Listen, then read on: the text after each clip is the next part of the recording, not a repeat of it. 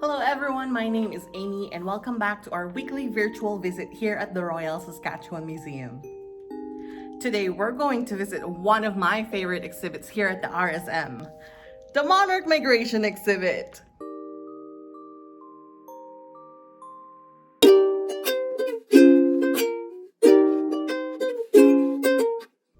I know I'm not the only one who's fascinated by all these beautiful monarch butterflies clinging onto the tree, so let's take a closer look. The Monarch Migration exhibit actually features a monarch wintering site in the Mexican state of Michoacan. Did you know that there are exactly 6,742 monarch butterflies in this exhibit? Each of them was handmade by our museum exhibit staff and volunteers.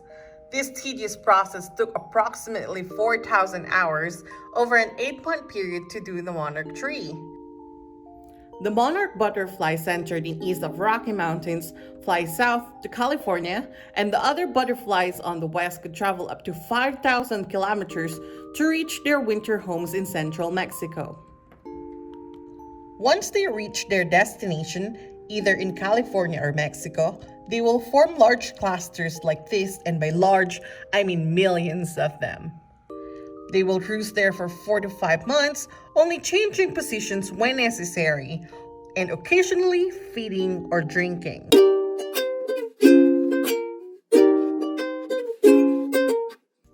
When spring approaches, their instincts tell them that it's now time to fly back north to find a fresh batch of their favorite food, the milkweed. Monarch butterflies in Mexico starts their journey in March, flying to Texas and other southern states. On their journey back up north, they start to mate and lay eggs. Adult monarchs will feed on a variety of flowers, but female monarchs only lay their eggs on milkweed.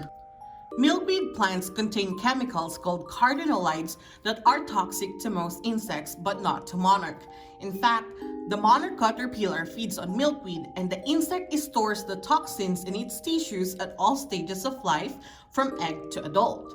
It helps the monarch butterflies to ward off predators because it makes them taste bad, and the inexperienced bird that would dare to eat the monarch can get very sick and quickly learns not to eat another one. By May and June, the butterflies produced in these areas will then move northward in northern states and here in Canada. The early summer generations of monarch butterflies could live in between 2 to 5 weeks. However, there's a final generation born up here, and they are born in between late summer or early fall, and they are called the super generations because they could live up to 8 or 9 months. This super generation seems to be a bit bigger compared to the other generations, and they forgo mating. Instead, they fatten up on nectar before their long journey back to south.